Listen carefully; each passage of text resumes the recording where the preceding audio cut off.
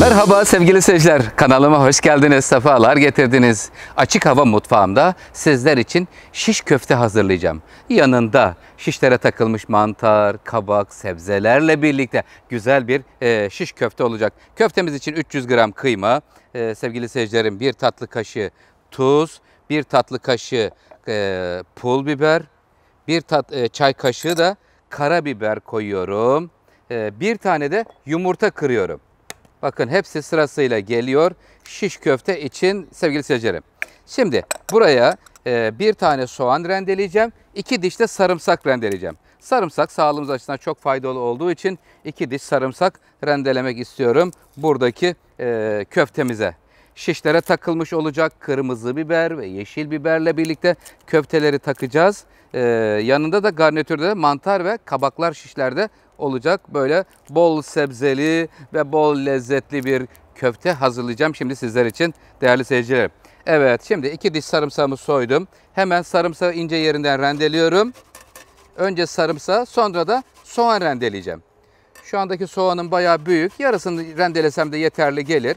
Ekmek ya da galeta unu, her ikisi de olur. Ama mümkün mertebe birinci tercihimiz daima köftede bayat ekmeğinizi değerlendirmiş olursunuz.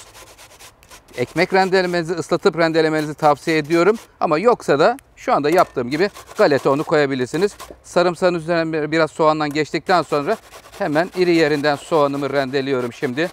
Baharatlı olarak karabiber, pul biber koydum içine. Tuzunu ilave ettim. Büyük olduğu için yarım soğan rendeleyeceğim. Küçük olursa bir bütün soğan rendeleyebilirsiniz. Evet, şimdi soğanı rendeledim. Hemen bir tutam maydanoz doğruyorum. Maydanozu, soğanı, Allah ne verdiyse hepsi içinde olacak ve güzel lezzetli bir sevgili seyircilerim köfte.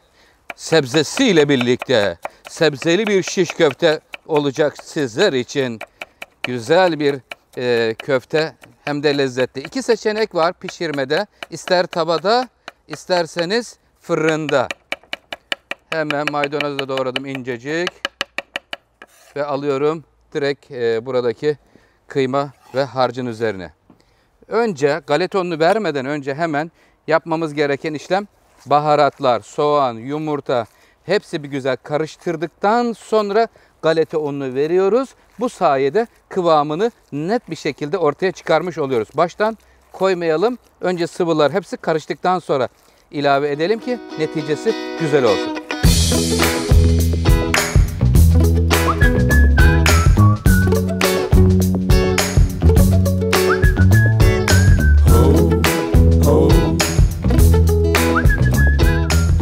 Hemen şöyle mikser gibi bir çalıştırıyorum. Kaçanları da yakalayıp alıyorum içine. Gel canım gel. Parmak uçlarıyla şöyle geçiriyoruz. Orta yağlı dana kıyma. 2 sefer çekilmiş köftelik diye alırsanız 2 sefer çekilmiş kasaptan öylece verirler. Şimdi galeta unu ekleme vakti. Galeta unu önce şöyle 2 kaşık kadar koyayım. Yuvarlanabilir hale getirelim. Aşırı sert yapmayalım, köfteniz kuru olur çok galeta unu koyduğunuz zaman. Yuvarlandığı zaman yeterlidir.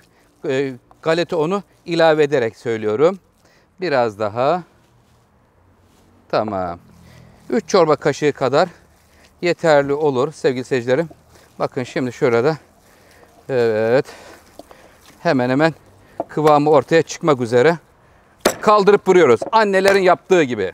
Hop! Sevgiyle alıyor ve özleştiriyoruz.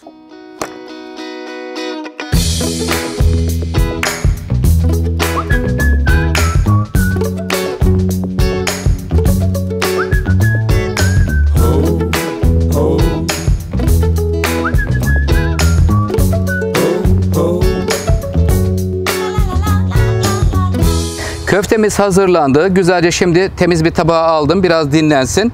Sıra geldi garnitürünü hazırlamaya. Garnitüründe kırmızı biber ve yeşil biberlerle birlikte takılacak şişler. Ondan dolayı şöyle hemen kırmızı biberi ve yeşil biberi keseceğim. Değerli seyircilerim, şimdi görelim. Şöyle büyük büyük olacaklar biraz. Güzel şöyle göz doyuran, karın doyuran, güzel lezzetli olacak inşallah sizler için. Evet, iri parça şeklinde biberleri kestim. Hemen yeşil biberi de aynı şekilde kesiyorum.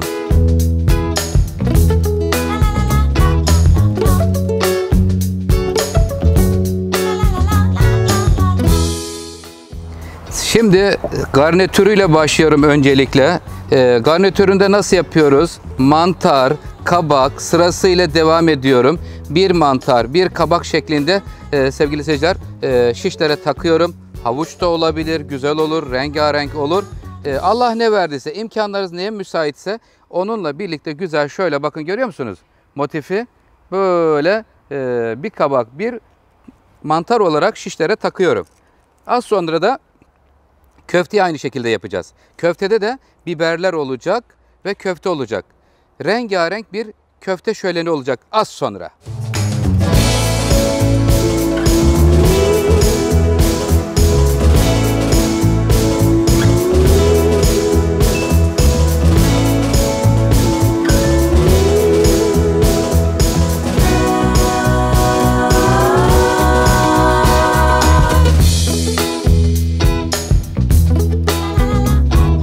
Sevgili seyircilerim, şimdi köftelerimizi nasıl şişlere takıyoruz? Önce birinci olarak köfte geliyor. Peşinden hemen kırmızı biber bir parça. Bir parça yeşil biber sırasıyla bakın. Bir köfte. Yani burada 3 tane köfte, 2 tane sebze olmuş oluyor. Bak 2 tane kırmızıyı takıyordum az daha. Renkleri karıştırmışım. Evet efendim. Bakın işte bu şekilde oluyor sevgili seyircilerim. Görüyor musunuz? Rengarenk ve lezzetli hem de sağlıklı güzel bir köfte. Hepsini bu şekilde şişlere takıyorum. Köfte biber, kırmızı, yeşil renklerinde yer değiştirebilirsiniz. İstediğiniz şekilde renkler elde etmek mümkün. Çok renkli oluyor ve güzel, lezzetli oluyor. Değerli seyircilerim, bu köfteyi mutlaka denemenizi tavsiye ediyorum. Çocuklar, ev halkı, misafirleriniz bu lezzete bayılacaklardır efendim. Bakın, görüyor musunuz? Güzelliğe bakın.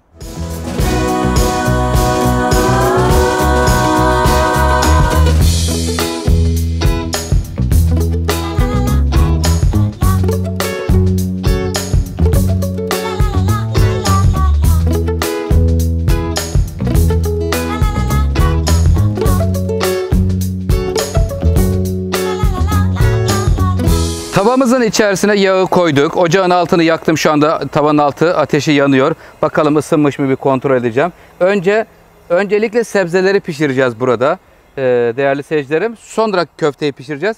Çünkü yağ köfteden gelen parçacıklar gelmeden önce daha temizken sebzeleri pişirmeyi planladım. Önce sebzeler pişecek. Sonra da köfteleri kızartacağız. Aynı yağ içerisinde. Evet, sebzeler geldi şimdi. Çevire çevire güzelce sebzelerimizi kızartıyoruz.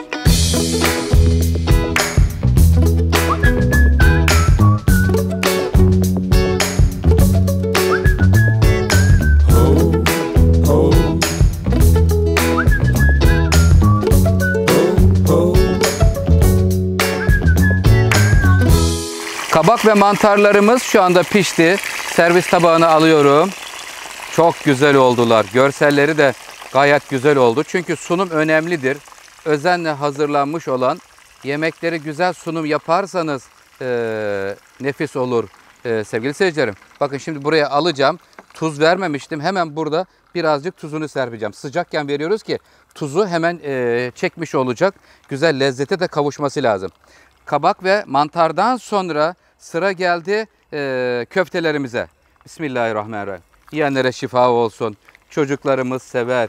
Misafir ağırlamada güzel netice alabileceğiniz bir köfte sunumu olacak değerli seyircilerim. Bakın rengarenk, görüyor musunuz? Şu güzelliğe bakın. Bol yağda kızartıyoruz.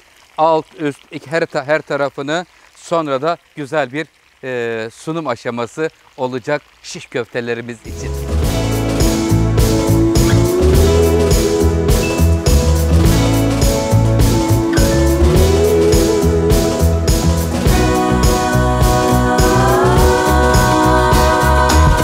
Değerli seyircilerim, köftelerimizin iki tarafı da pişti.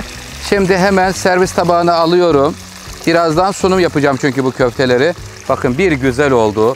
Rengarenk ve çok lezzetli köfteler çıktı ortaya.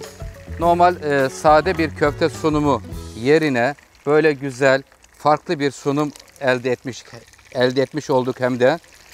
Çok renkli ve çok lezzetli bir köfte şöleni olacak birazdan. Pişen köfteleri de görelim isterseniz. Bakın görüyor musunuz? Şu güzelliğe bakın.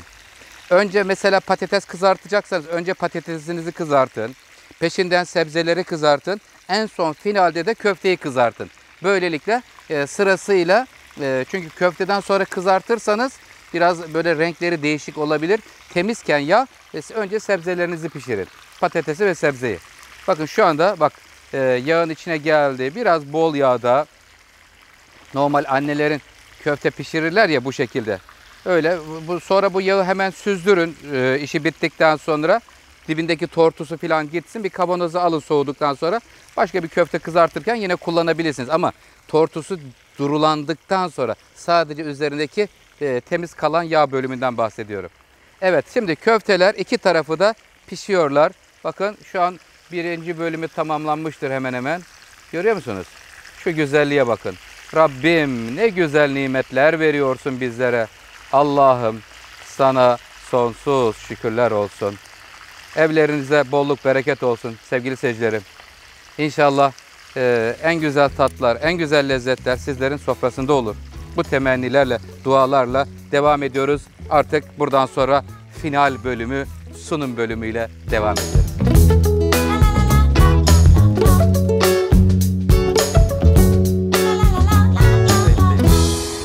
Evet sevgili seyircilerim, bakın köfteleri görüyoruz. Köfteler şu anda şişlerde pişti. Sunum vakti diyoruz. Getirip şöyle biberlerin üstüne batırıyorum.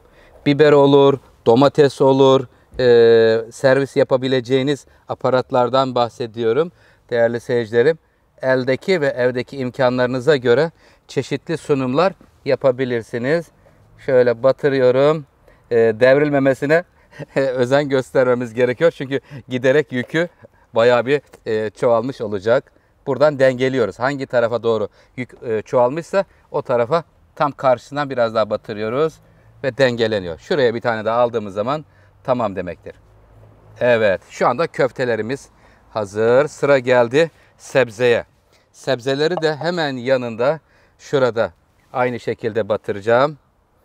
Kabak ve mantarlar sevgili seyircilerim. Bakın görüyorsunuz. Son derece güzel oldu.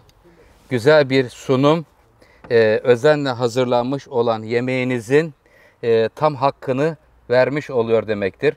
Ondan dolayı özen gösteriyoruz sunumlarımıza. Bir parça daha da şuraya. Evet. Tamam mıdır? Evet. Şimdi Oktay Usta sizler için güzel sebze ve şiş köfteler hazırladı. Hemen şuraya biraz da maydanoz alıyorum. Sevgili seyircilerim, köftemiz ve sebzemiz şu anda servise hazırdır. Nasıl oldu? Güzel bir görselliğe kavuştu. Özenle hazırlanmış olan lezzetimiz. Evet efendim, bizden tarif bu kadar. İnşallah en güzel lezzetler, tatlar sizlerin sofrasında olması temennisiyle değerli seyircilerim, kanalıma abone olup yorum atıp beğenip dostlarınızla paylaşırsanız çok mutlu olurum. Kendinize iyi bakın. Hoşça kalın. Sağlık kalın. Allah'a ısmarladık.